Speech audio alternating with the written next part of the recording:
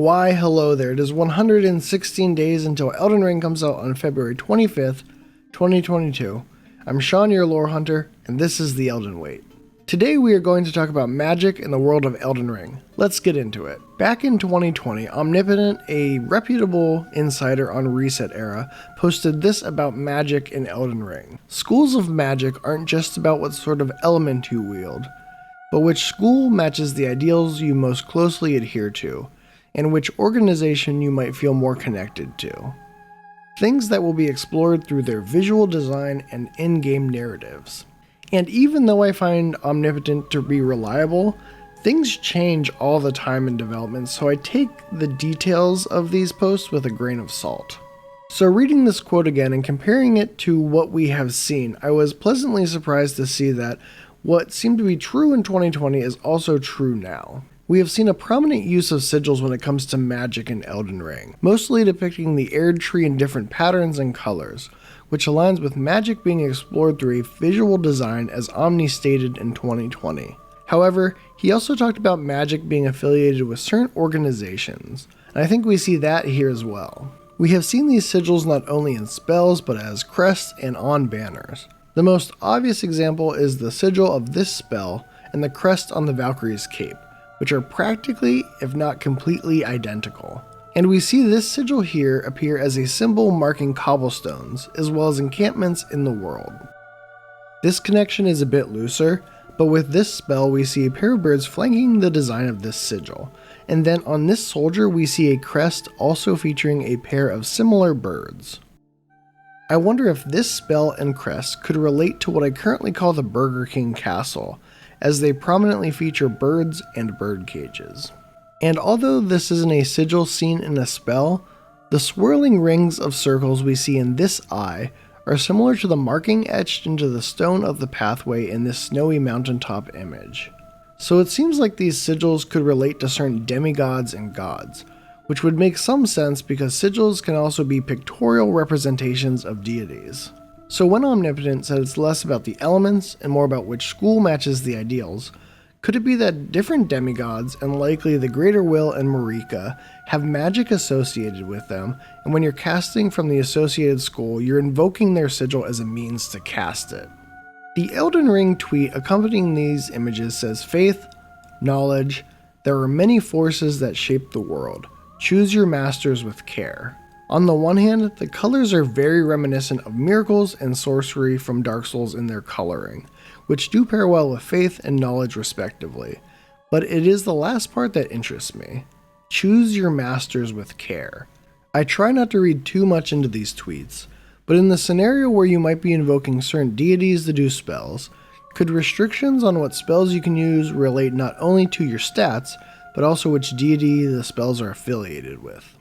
On the European Bamco website for Elden Ring, it says, "Master arcane spells from the masters that still linger among the ruins of the war." The war in this case being the Shattering, the war waged by Marika's offspring after obtaining the Great Runes, the shards of the Elden Ring. Also in this description on the website it says, "Demigods holding shards of the Elden Ring squabble and make war over the ruins of a perfect realm," implying they're at war with one another, or at least not on great terms, which could restrict which deities can be invoked together.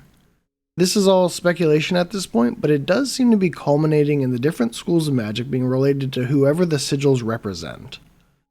I would also be remiss not to say that many of the sigils have Celtic elements to them, like the Celtic Tree of Life, the Triskelion, and more that symbolize connections to deities and are spiritual in nature. So for me, this spell is even more intriguing, because not only does it have a cool cosmic effect, but it also has no sigil. A similar cosmic effect can also be seen on the Spirit Summoning Cube. So, stepping out onto the speculative ledge, what might it mean when magic does not have a sigil in a world where magic is cast by invoking certain deities? Could this magic in the lore be something from beyond the Lands Between? Could there be outside forces at play in the Lands Between since the Shattering, and they have brought their own magic to bear? We can't make any declarations based on what we know, but it is something to keep an eye out for. Hey, this is Editing Sean coming at you from the future compared to the rest of the video. And I just wanted to bring up one more thing that I thought of while I was editing, and I just want to put it out into the world. And that is, obviously the Elden Ring logo is kind of a sigil that probably represents the Elden Ring or the Shattering. Hard for me to tell, but I think it represents like the Golden Order or the Elden Ring itself. And you can see that sort of ring pattern featured in some of the sigils, and as I mentioned, a lot of them show the Erd tree, and the Elden Ring sigil itself kind of looks like the Erd tree. And I just wanted to put that out there because I did have the thought that what if the Great Runes taken from the Elden Ring are sort of the basis for some of these sigils? You know, maybe not all of them, like I'm sure some of these demigods had power beforehand, but it did get me wondering if, because some of them, so many of them evoke the Erd tree and sort of the Elden Ring, if it isn't perhaps representative of the shards of the Great Runes themselves, and that some of these spells might be derived from the Great Runes, which are being used by some of these demigods. I don't exactly know how that all fits in, but just an idea I had that I wanted to bring up here before the end of the video, so there you go. Here, we'll get back into it, but just wanted to throw that thought out there. And there you have it, what we know and can speculate about magic in Elden Ring, as we come into November 2021, a mere 11 days before the network test starts at the time of recording, which I'm sure will give us more information about magic, not only mechanically, but how it fits into the world and lore of Elden Ring. If you found this video informational or you enjoyed it, please give it a like, and if you want to stay up to date on Elden Ring information and get more analysis and looking at all the details, consider subscribing to The Lore Hunter. I would massively appreciate it. Thanks for watching.